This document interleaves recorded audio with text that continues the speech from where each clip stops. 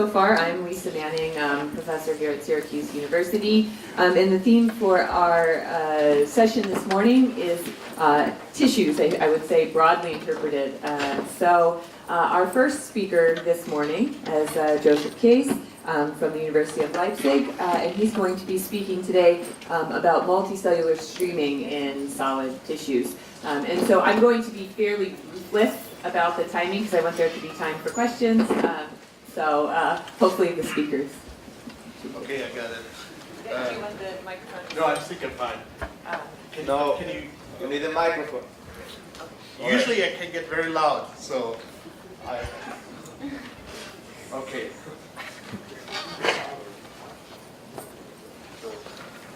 Good sound system in here. It doesn't get too awfully loud, so just keep it on. Okay. So can we turn that off? Perfect. Okay, so at first I would like to thank Jennifer and Christina for organizing this beautiful conference and for giving me a chance to. This is really an outstanding mixture of talks. So already after the first 2 days I can say at least I learned a lot and it's an exciting conference, so thank you. So basically I'm the first guy who talks about tissues in this session. More specifically, what I'm talking about is physics of cancer. I call this consciously physics of cancer and not physical oncology. American side calls this stuff physical oncology. I think it's a big mistake because physical oncology already implies that whatever you do has a translational impact. And I think that's a little bit steep. At first we should start thinking about what can we do and define what kind of physics this is. And then we should worry if that might help somebody. So what I basically want to show you here is a little bit what physics of cancer can be. And take-home message is, molecular biologists know tremendous amounts of things about cancer. All kind of details. But they kind of really missed out on the fundamental stuff. If you look into a tumor biology book, nobody can tell you what stabilizes, what defines a tumor boundary. Even basically nobody can tell you what's the difference between a benign tumor. So if you have one of these guys, you're lucky, or a malignant tumor. It's actually just optical inspection. The pathologist just looks at this thing and says, this thing is benign.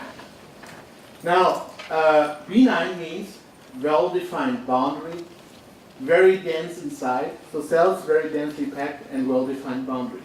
So if you have that, you're lucky.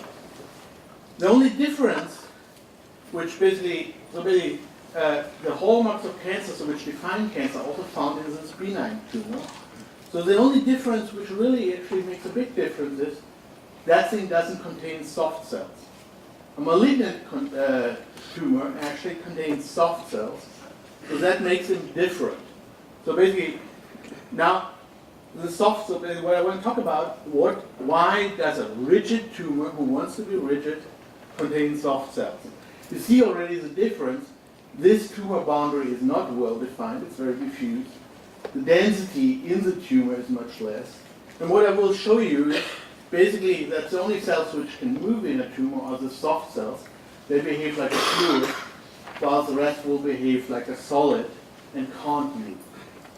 As I said, if anybody can provide a book where basically there is a fundamental definition of a tumor boundary from first principles, or what's the difference between a benign and malignant tumor, I will pay you dinner.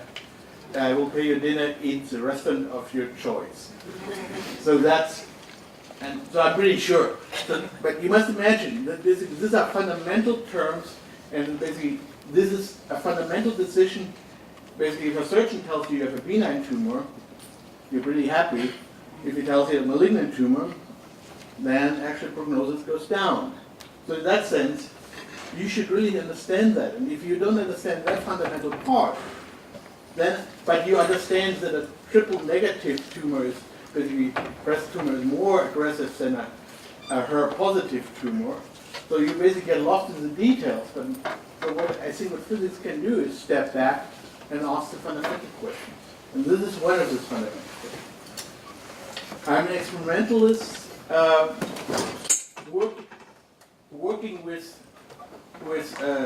cell lines has naturally always this advantage that they're reproducible, but none of these cell lines have been made to basically be biomechanical or physics models, materials models. They've been made because they genetically express certain patterns of cancer cells.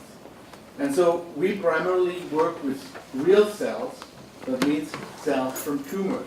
That actually is not that tough, because actually the resected tumor usually goes in the biotrash. You just have to convince the surgeon that he's nice enough to give you that piece of chunk of meat. And then, so it's relatively easy. So what we do is we get the tumor, we cut it into pieces, we solve it into cells. Sometimes, instead of getting a whole tumor, we take fine needle aspirations. And what I predominantly want to focus is two material properties.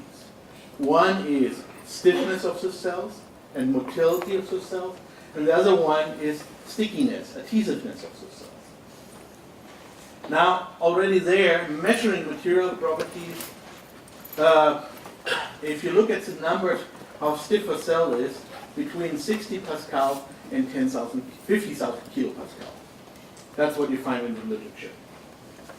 So, God, so many orders of magnitude can't be true. So it's obviously that we haven't standardized this thing, and that we haven't converged on what we are doing. So, in the moment, it's better that you don't rely on one measurement. You have to have a set of measurements which relates the things to one another. So we have the optical stretcher, which stretches single cells. So basically, this is the ground state, the cell alone without any interactions. So that's the cell elasticity without interactions. Then we get atomic force microscopy. There we see again the cells and the surrounding extracellular matrix.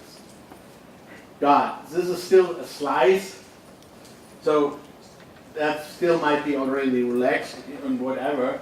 So we do in addition MRI elastography, and so we get data right out of the body. The important part is the numbers, the absolute numbers for the shear model line are relatively model dependent. But if you basically look, if the same tumors have basically the same changes with respect to normal tissue, that works very well. So here we basically compare stretcher with MRI elastography. So basically this is the smaller scale and the larger scale, and basically the values we get actually nicely correlate. So actually you can do, despite actually currently NCI is giving about 10, a consortium of American scientists $10 million to basically converge on values. I think it's much easier doing several techniques and then you can converge. So basically what we measure on single cell level can be basically found again on tissue level. So we basically are getting real values and not something which is depending on our machine or on our model. Measuring cell adhesion, actually we are not as successful. Measuring cell adhesion, you can do this very accurately with micropipettes, but that takes forever.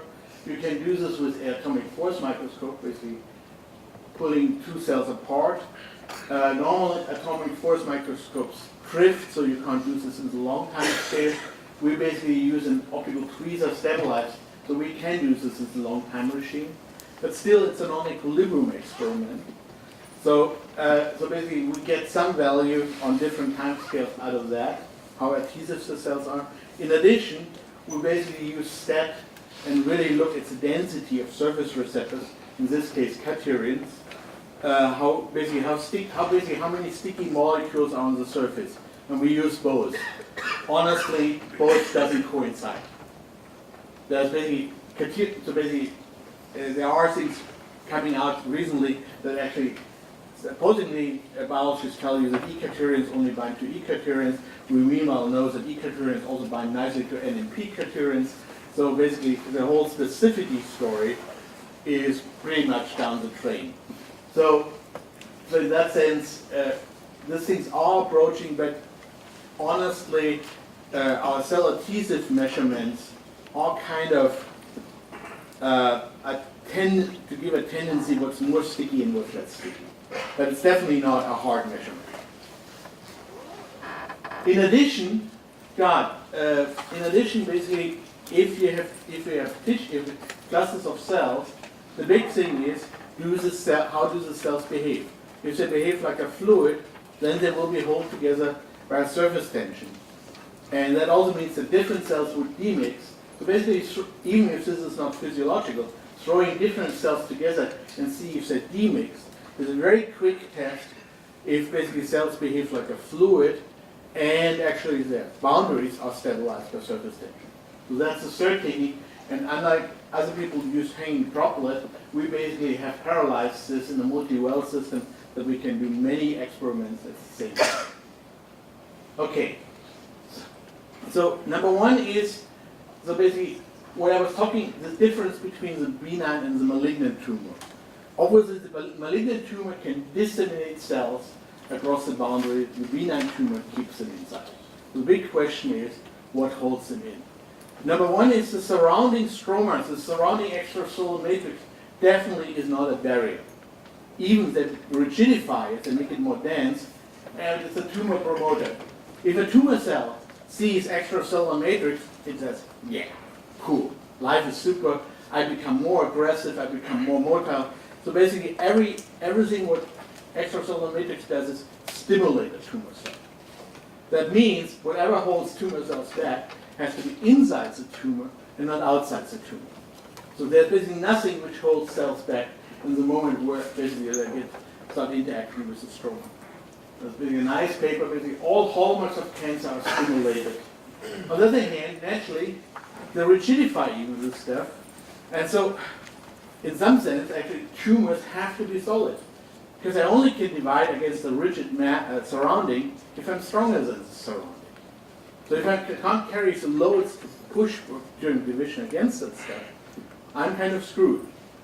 So basically, what I'm telling you is that soft cells appear in malignant tumors is kind of a caveat and a wrong strategy, because the soft cells kind of basically hinder the rigidity of the solid tumor, and that will probably inhibit basically division in the tumor. So there's a big discussion that soft cells exist.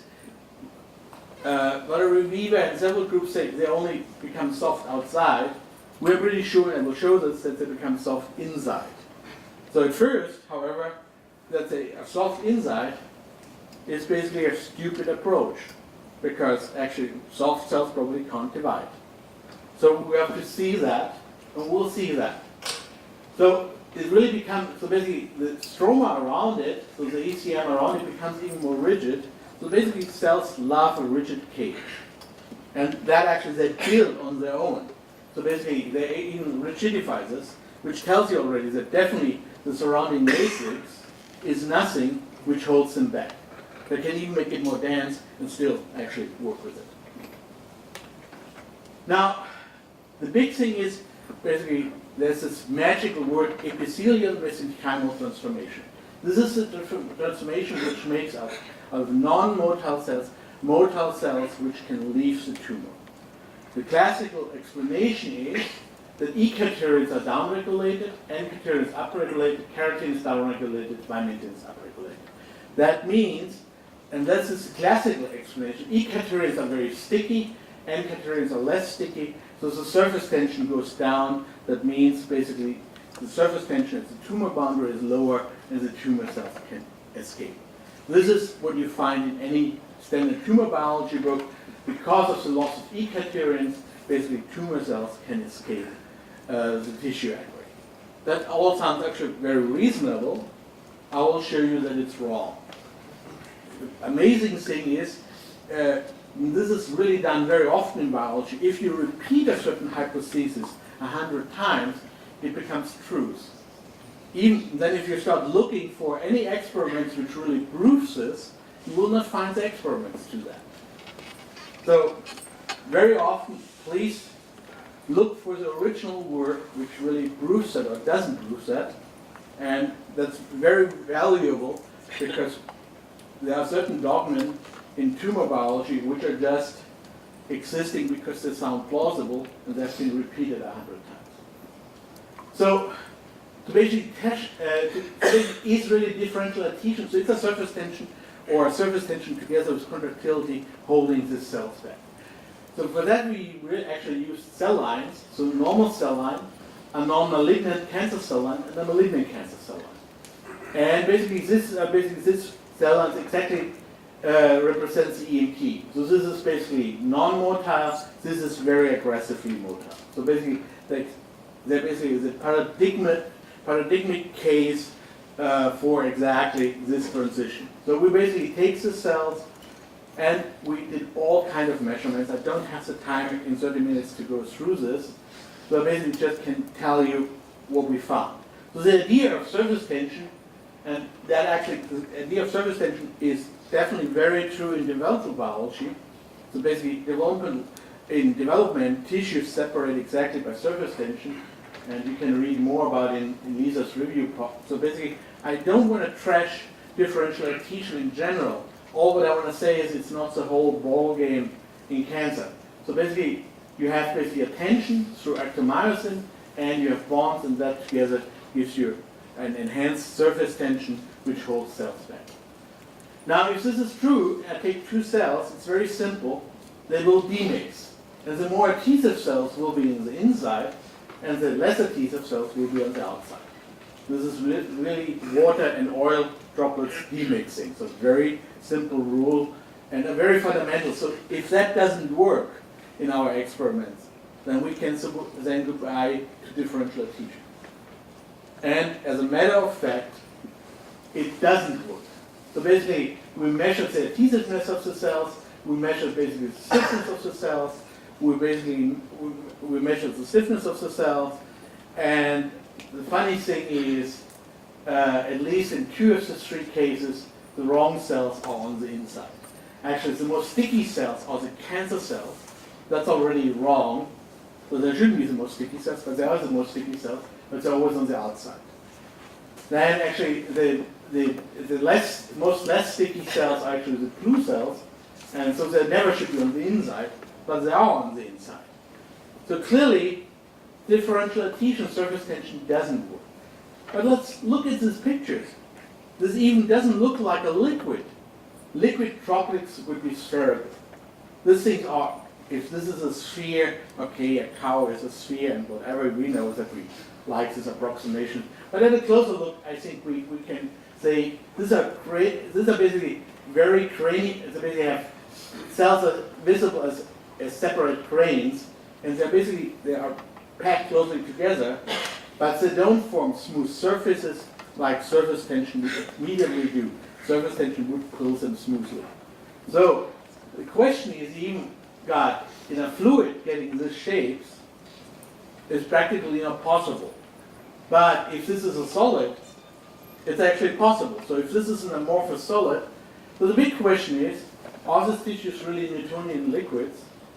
And it's obvious. Yes, there can be Newtonian liquids, but there can be also amorphous solids. The reason for that is relatively simple. These cells are packed at volume fraction 1. So they're as closely together as possible. And now I come back to your mosh pit.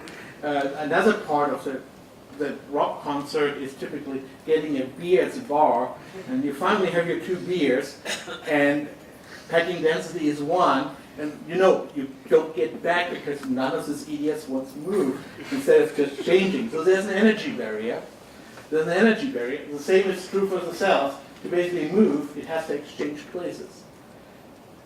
This is called a T1 transition, and that naturally has an energy barrier. If it has an energy barrier, and there might be any move you make, actually has to overcome an energy barrier. That means the cell actually can only move, it actually generates enough force to overcome this energy barrier. That means it's a yield stress fluid. And if it's a yield stress fluid, then actually it will be jammed if the cells can't generate the forces to overcome basically these energy barriers. Then it's an amorphous solid. So basically assuming that everything is fluid is wrong. Actually, basically the phase space the cells can explore includes amorphous solid. So basically jammed states where they behave like a solid. that has to be like that. And if we ignore that, then we get the wrong answers. So let's see again, if already here you see this. So the healthy cells, they form nice spheroids. That looks like surface tension. I buy that. So already the cancerous non-aggressive cells, you see already the surface gets rough and no longer smooth. And it's aggressive cells, which are actually the most sticky cells, it becomes this really irregular aggregate, which you can say you can say this thing has to be jammed, and actually this thing has to be jammed, and it has a highly irregular shape, which is definitely not stabilized by surface tension. So to give you a feel that actually you can stabilize from, so basically what I'm saying is cells in the tumor are not held back by surface tension. They are held back because the whole tumor is in a jammed state. So basically it's a rigid object, and as long as it stays rigid, it stays benign, and the cells can't escape. This is just basically a toy experiment. Here we have on both sides the same cells, closely packed, that's a dent, and then the two fronts are moving towards each other, and even after 2 weeks, the front doesn't basically go away. The system is so jammed that even cells which are the same type can't interchange positions, so they keep on running against each other, so they basically form a very stable front, and there would be no reason that this system shouldn't mix if it's a fluid. So the only way how you can stabilize this boundary is by jamming. But on the other hand, jamming is a very powerful way how this boundary is stabilized. This is 2D. We also can use this in 3D, but in 3D the experiment doesn't look as cool. So I just want to get my point across. Now, if we talk 3D, then actually I think we basically can take this cell, and if basically we have two droplets, they should fuse. For the normal cells, that fuses decently well. For the non-aggressive one, they stop somewhere, and for the really aggressive ones, you see, they don't know that there's some surface tension pulling them apart. So they fuse a little bit, but they basically stay two separate spheres. So I think that convinces you that this fluid concept, definitely, we can't basically describe tumors as only by a fluid concept. We have to describe them as a yield stress fluid, which also explores solid states. Okay. I hope the far is good. Now, as I said, the difference between the benign and the malignant tumors are soft cells. So how does soft cells come into play? Naturally, we can guess this already, soft cells should be less jammed than rigid cells. Okay. So why are cells becoming soft? At least for epithelial cancers, they all do. One reason is basically epithelial so-called carcinomas, they replace keratin by vermentin, and if you do this, the cells become distinctively softer and more motile. So basically by getting rid of keratin, all carcinomas, not some carcinoma, all epithelial cancers are becoming softer. And so it's a universal subject that in malignant tumor, cells appear which are softer. Okay? And there's a reason for that. Now if you really look at real tumor samples, it's not that all cells become soft. So basically, this is the normal tissue, this is the malignant tissue, and if I show you the distribution, what you see is a tumor contains a lot of rigid cells. So basically, a high fraction of rigid cells, but what distinguishes them from normal tissue is it also contains a small fraction of soft cells, or here a bigger fraction of soft cells. So what's happening is, in the malignant tumor, there are lots of rigid cells and a few soft cells. And obviously, these few soft cells play a key role because that distinguishes benign and malignant tumor. So how can this be? Now, luckily, in addition, these cells become more contractile. So if you pull them apart, they pull against it. So basically, cancer cells, they also become they become softer and more contractile. So I have a fraction of cells in there which are soft and highly contractile. That's the difference between benign and malignant behavior. Perfect. So thing is relatively simple. There's a model, and that, as I said, this all wouldn't have been good soft medicine, which is always done together with ingenious theoreticians. So all this never has happened, would have happened without Christina, Lisa, and Max. So he will tell you much more about the model, so I actually can save time by making this now really oversimplified. They have a self-propelled Warner model, which pretty much says that basically this is a homogeneous cells. Basically, in this area they're jammed, and in this area they're fluid. And with enhanced contractility they become fluid, and with enhanced softness they become fluid. So now what we can do is we can map our distributions. Max has done this, cumbersome. Our distributions we measured to this phase diagram.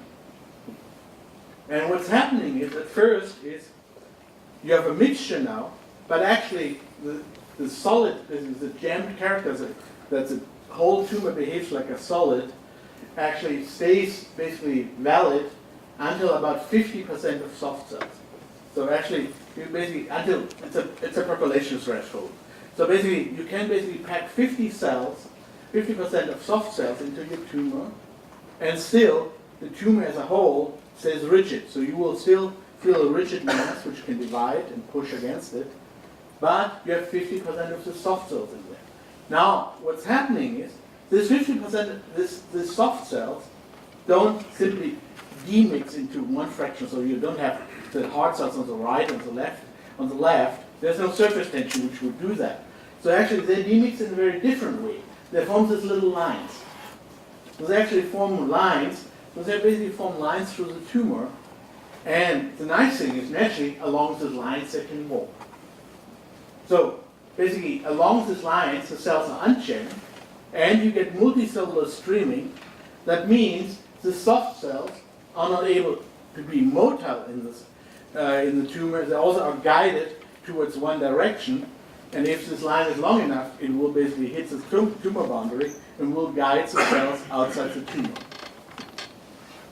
This is theory. We meanwhile have, this is 2D, we meanwhile also have this, starting to have this in 3D, so things are progressing. But it's kind of an ingenious idea. The soft cells are unjammed, form basically lines, and multicellular streaming guides them out of it. Now, naturally, experiments still have to show this. These experiments are ongoing. So I want to give you a first, actually, this is now actually not a first, this is actually, nearly looks like the one you know, but it's actually new. So, so basically what you see here is, we basically fluorescently labeled a few cells with hoops, and we trace them. And what you nicely see is some of the cells move, and some of the cells don't move. So at least already in this tumor steroid, what you see is, some cells are jammed, some cells are motile. Now the big question is, are these the soft cells, and are they streaming in one direction? But at least it's not completely wrong. So at least we can say that there are two fractions in there, and it's pointing in the right direction. And we kept on going, so we basically also packed the steroids into collagen matrices, and here we basically used MZF10 as rigid cells, and 231s as soft cells. Green is soft, red is basically rigid, and the staining didn't perfectly work. In addition, we had Jerry-actin to stain all the cells. But what you see already, the red cells stay in the tumor, while the green cells, the soft cells, are basically migrating on one side outside the tumor. So that is still only indicative. So we still have to walk further, but I think already now what I dare to say is definitely malignant tumor boundaries are not real boundaries. And there is basically an important part in Leipzig. There is a surgeon who basically cuts out much bigger tumor boundaries, and actually mortality is down by a factor of 10. So he basically says, look, if there is no surface tension there, cells are not hold back, some cells will nearby invade, and his relapse rate is down by a factor of 10. So, which tells you that whoever defines 3 millimeter tumor boundaries, that was arbitrary. Most people survive. Bad if you one of the people where your cell actually moved 4 millimeters out of the tube. Bad luck. And so in that sense, clearly these things can change things. And I have not a summary because, as I said, I haven't shown that it's really multicellular streaming. I'm very convinced that I will be able to show this. I've done nothing of that. Theory is from Christina, from Lisa, and primarily from Max. The surgeon gives me the material, and my outstanding bunch of students does the experiment, and I kind of give lousy talks. That's all that I do. Thank you.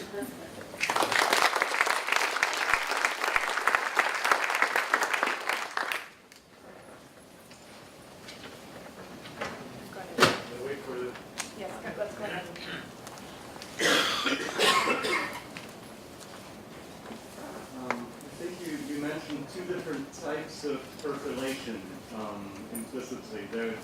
You mentioned a percolation of rigidity for the entire tumor, yes, and then the percolation of motion, of motility of the cells through the tumor. Okay. Are these different thresholds? And I refer, basically at the end of this session, there will be a talk by Max. You will get it answered there. Don't want to steal his thunder. But it's a secret. I was asking in the data that you showed with the stem cells count. Oh, sorry.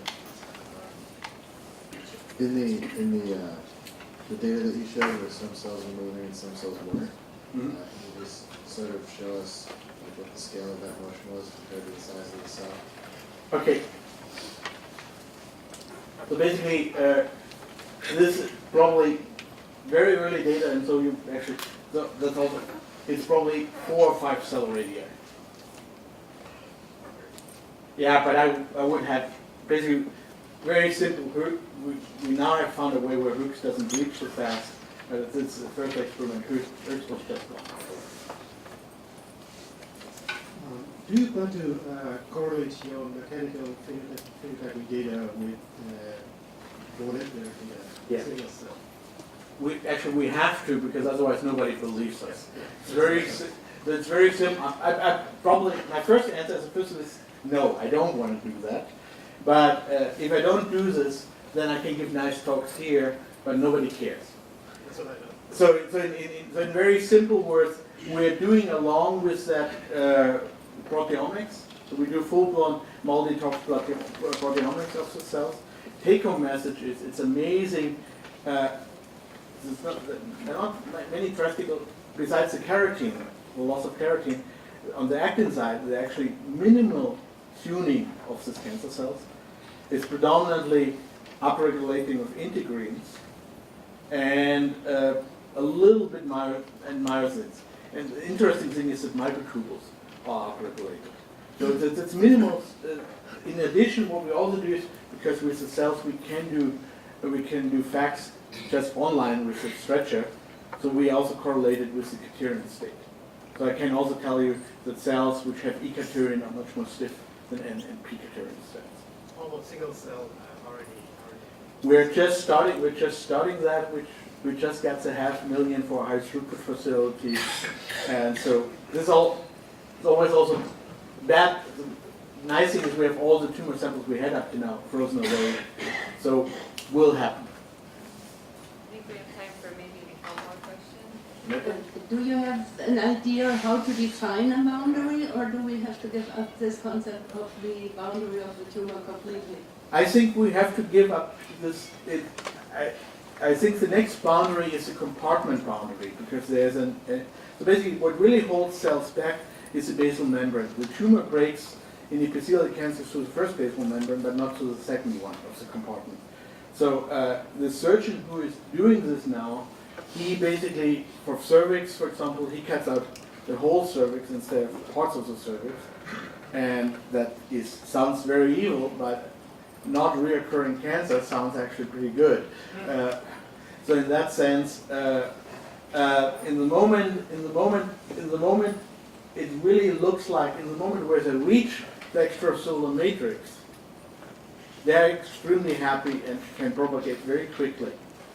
So, and I can show you. Actually, we've started there's another project we started now to really image in tissues cancer cells. And I can show you that they actually just move. So the germ cells stay accumulated somewhere, but the rest of the same tissue is invested with cancer cells. And actually you get rid of them with chemotherapies and so on. But the bad part is, if you have one tumor stem cell left, you're back by square one. All right, let's thank our first speaker again.